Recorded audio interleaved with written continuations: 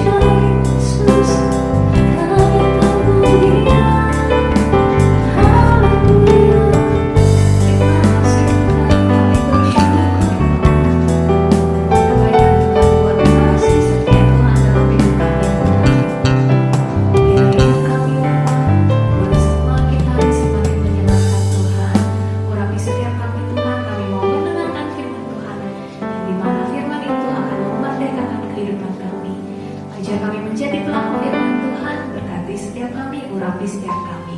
Haleluya, amin.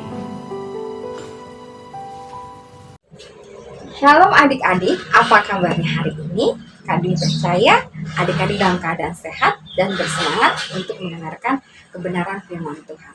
Kak Dwi yakin hari ini adik-adik yang siap mendengarkan firman Tuhan adalah adik-adik yang mempunyai rasa cinta akan Tuhan, rasa sayang kepada Tuhan yang sungguh-sungguh.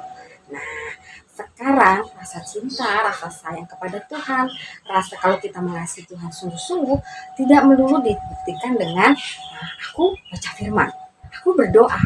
Nah, tidak itu aja, itu juga termasuk baca firman, berdoa setiap hari, memuji Tuhan, terus membantu orang tua, mengerjakan PR, melaksanakan tanggung jawab kita, mengasihi saudara-saudara kita, mengasihi mama papa, itu termasuk contoh orang yang mengasihi Tuhan dengan sungguh-sungguh. Mengasihi musuh kita, membantu teman kita, itu adalah termasuk contoh bahwa kita itu mengasihi Tuhan. Sekarang pertanyaannya buat kalian, seberapa besar sih kalian mengasihi Tuhan? Kalau dinilai dari angka 1 sampai 10, kalian di angka berapa nih mengasihi Tuhan? Apakah kalian di angka 6, apa 7, apa 8 nih? Nah, sekarang Kak Dwi akan bercerita tentang seorang bapak yang bagaimana dia mengasihi Tuhan tuh dengan sempurna, dengan nilai 10. Nah, karena bapak ini mengasihi Tuhan dengan sungguh-sungguh. Nih, bapak ini adalah Bapak Stefanus. Cerita Kak Dwi tentang kisah Stefanus. Nah, Kak Dwi ambil di dalam kitab Kisah Para Rasul pasal yang ke-6 sampai pasal yang ke-7. Di situ cerita tentang bagaimana Stefanus mengasihi Tuhan dan berkorban untuk Tuhan. Sekarang, seberapa besar sih kalian ingin mengorbankan sesuatu untuk Tuhan seperti Stefanus? Ikutin ceritanya ya. Stefanus adalah orang yang mengasihi Tuhan sungguh-sungguh. Dia mengajar di beberapa tempat, di situ banyak sekali orang-orang yang mengikuti dia dan mendengar pengajarannya. Stefanus mengajarkan apa sih? Stefanus mengajarkan tentang hukum Taurat, hukum Musa. Dia juga mengajarkan tentang Tuhan Yesus. Dia mengajarkan tentang banyak hal. Dia mengajarkan tentang kebaikan, mengajarkan tentang keselamatan. Tetapi banyak orang yang tidak suka apa yang dilakukan Stefanus ini. Nah, orang-orang ini bersepakat untuk melakukan suatu tindakan. Bagaimana caranya menghentikan kegiatan Stefanus ini agar tidak menyebarkan tentang kabar baik keselamatan, memberitakan Injil itu. Terus sekelompok orang ini melakukan suatu aksi, melakukan kegiatan bagaimana membawa Stefanus ini untuk dibawa ke pengadilan. Di pengadilan, orang-orang sekelompok yang tidak menyukai Stefanus ini bilang ke hakim, Stefanus sudah berbuat salah. Dia mengajarkan suatu ajaran yang tidak benar. Dia mengajarkan sesuatu yang bertentangan dengan hukum. Nah, terus si hakim tanya dong sama Stefanus, apakah benar yang dikatakan orang-orang ini? Terus Stefanus bilang, saya hanya mengajarkan kepada mereka tentang bagaimana hukum Taurat, hukum Musa. Saya mengajarkan tentang keselamatan daripada Tuhan Yesus. Akhirnya, orang-orang ini mendengar apa yang dikatakan Stefanus tadi. Mereka tambah marah. Akhirnya mereka membawa Stefanus keluar dari ruangan pengadilan itu. Nah, akhirnya apa yang dilakukan Stefanus? Dia menyerah aja. Dia nggak melarikan diri. Dia nggak teriak-teriak. Dia hanya diam. Terus Stefanus sudah keluar. Terus apa yang dilakukan oleh orang-orang ini? Mereka melempari batu. Nah, mereka ini bukan satu orang, berarti banyak orang di situ. Coba kalian bayangin, kalian dilempar satu batu aja rasanya udah sakit, sudah biru-biru badan kita. Apalagi Stefanus dilempari batu oleh banyak orang. Dia nggak minta tolong, dia hanya berdoa kepada Tuhan. Dilempari batu sampai darah kepalanya, mungkin kena matanya, kena hidungnya, kena mulutnya, kena badannya, semuanya sampai keluar darah banyak sekali. Akhirnya Stefanus di dalam kesakitannya itu dia melihat ke atas. Dia melihat di situ ada Tuhan Yesus dan Roh Kudus. Dia berdoa kepada Tuhan, ampuni mereka, jangan tanggungkan dosa ini kepada mereka. saat Stefanus dalam keadaan sakit, dalam keadaan sekarat, tapi dia masih bisa loh mengasihi orang-orang sekelilingnya. Dia berdoa minta pengampunan kepada Tuhan. Nah, habis Stefanus berdoa, terus Stefanus meninggal. Ini adalah satu bukti bahwa Stefanus sampai akhir hidupnya dia menunjukkan kesetiaannya kepada Tuhan. Nah, sekarang apa sih yang kalian ingin korbankan buat Tuhan?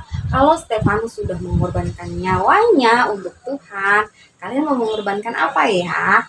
Aku nggak mau Kak Dwi kalau aku mengorbankan nyawa seperti Stefanus. Mungkin saat ini kalian mengorbankan uang kalian boleh, waktu kalian boleh. Kalian ingin mengorbankan benda-benda milik kesayangan kalian dibagi kepada teman kalian, kalian juga boleh. Nggak harus nyawa kita yang harus kita kasih kepada Tuhan. Tetapi Tuhan akan menghargai anak-anak yang memberikan sepenuh hidupnya untuk Tuhan. Bagaimana caranya Kak Dwi? Ya kita harus belajar sungguh-sungguh. Kita membantu orang tua, kita mengasihi orang tua. Itu salah satu bentuk kalau kita mengasihi Tuhan. Nah, kalau Stefanus di dalam kesakitan dia, menahan sakit perih, berdarah-darah, tapi dia masih berdoa loh buat teman-temannya, buat orang-orang yang melempari dia batu. Nah, sekarang pertanyaan buat kalian, apakah kalian masih mau berdoa buat orang-orang yang menyakiti kalian? Nah, anak-anak baik, anak-anak luar biasa pasti aku mau Kak Dwi, meskipun aku dibenci sama teman-temanku, aku mau berdoa buat mereka, aku mau berdoa buat mereka, biar mereka ditolong Tuhan. Nah, apakah kalian masih tetap mau memberitakan Injil, mau ngajak sekolah minggu ke teman-teman, meskipun kalian ditolak, meskipun kalian, ayo ikut sekolah minggu yuk, terus ada teman kalian bilang, aku nggak mau sekolah minggu, terus tapi kalian tetap mengajak mereka untuk bersekolah minggu. Nah, itu kayak Stefanus tuh, semangat untuk menyebarkan kebaikan. Nah, terus ada teman kalian yang minta tolong kalian, padahal kalian nggak punya apa-apa nih. Misalnya kalian cuma pensil saya cuma 2, pulpen saya cuma 2, terus dia minta pinjam ke kita. Apakah kalian mau kasih? Nah, kalian harus tetap mengasihi meskipun dalam keterbatasan kita. Mungkin kita nggak punya harta yang banyak, kita nggak punya barang yang banyak, tapi kita masih mau membantu kepada teman kita. Nah, di dalam kekurangan kita, kita masih mau berbagi. Itu namanya anak-anak yang mengasihi Tuhan. Meskipun kalian sibuk belajar, banyak tugas Kak Dwi, aku banyak PR, aku banyak ini bikin prakarya, aku harus bikin video ini untuk dikerjakan di tugas. Tapi kalian masih memberikan waktu untuk berdoa, memberikan waktu untuk membaca Alkitab, memberikan waktu untuk menonton YouTube ini. Nah, itu sudah termasuk kalian anak-anak yang mau berkorban bagi Tuhan. Nah, apalagi yang kalian ingin korbankan? Nah, hidup kalian adalah hal yang berharga bagi Tuhan. Jadi, persembahkan hidup kita untuk Tuhan, waktu kita untuk Tuhan, tenaga kita untuk Tuhan. Nah, sekarang waktunya kita akan kuis. Kuis kita adalah di kelas 1, kelas 2, kelas 3, kuisnya adalah Kak Dwi tadi, siapa sih ya nama orang yang Kak Dwi sebutin tadi? Orang yang tadi loh, Bapak siapa sih yang mempunyai cinta Tuhannya sampai nilainya 10? Siapa ya? Nah, terus Bapak ini akhirnya meninggal. Meninggalnya karena apa ya? Apa karena apa ya? Nah, kenapa ya? Nah, orang tadi meninggal karena apa? Kak Dwi ulangi kuisnya ya. Siapa sih nama Bapak tadi? Nah, yang Kak Dwi ceritain tadi. Terus soal yang kedua, orang tadi meninggal karena apa? Apa karena sakit penyakit? Atau karena dia lapar? Apa karena disuruh orang ngapain gitu ya? Nah, sekarang orang ini tadi meninggal karena apa? Nah, sekarang kuis buat kelas 4, kelas 5, dan kelas 6. Kuis kalian cukup membaca ayat hafalan. Kalian boleh menghafalkan ayat ini di dalam Lukas pasal 9 ayat yang ke-24. Lukas 9 ayat 24. Beginilah firman Tuhan. Karena barang siapa mau menyelamatkan nyawanya, ia akan kehilangan nyawanya. Tetapi barang siapa kehilangan nyawanya karena aku, ia akan menyelamatkannya. Sekali lagi ya, di dalam Lukas pasal 9 ayat yang ke-24. Apa sih isinya? Karena barang siapa mau menyelamatkan nyawanya, ia akan kehilangan nyawanya. Tetapi barang siapa kehilangan nyawanya karena aku, ia akan menyelamatkannya.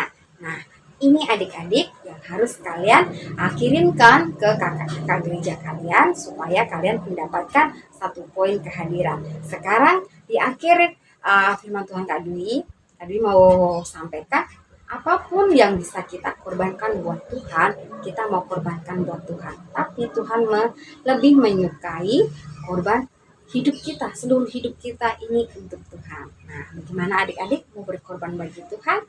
Oke deh, Kak Dwi yakin dan percaya kalian adalah anak-anak yang cinta Tuhan dan mau mengorbankan apapun bagi Tuhan. Shalom adik-adik, sampai jumpa minggu depan. Ayo adik-adik, kita tutup dalam doa. Kita mau tutup mata kita lipat tangan kita. Tuhan Yesus, terima kasih atas penyertaan-Mu sampai hari ini untuk kami sekeluarga. Kalau kami boleh dilewati dari pandemi COVID-19 ini sampai hari ini, semua karena penyertaan Tuhan. Kami juga percaya Tuhan yang mencukupkan akan segala kebutuhan kami. Terima kasih ya Tuhan, biar Tuhan juga memimpin dari hari demi hari untuk kami boleh terus sehat dan tidak terkena COVID-19 ini. Terima kasih ya Tuhan, kami juga berdoa untuk gereja kami, biar lewat gereja kami banyak jiwa-jiwa boleh dimenangkan ya Tuhan. Kami percaya walau hanya lewat ibadah online, Engkau sanggup Tuhan untuk membawa jiwa-jiwa bagi kemuliaan bagi nama-Mu.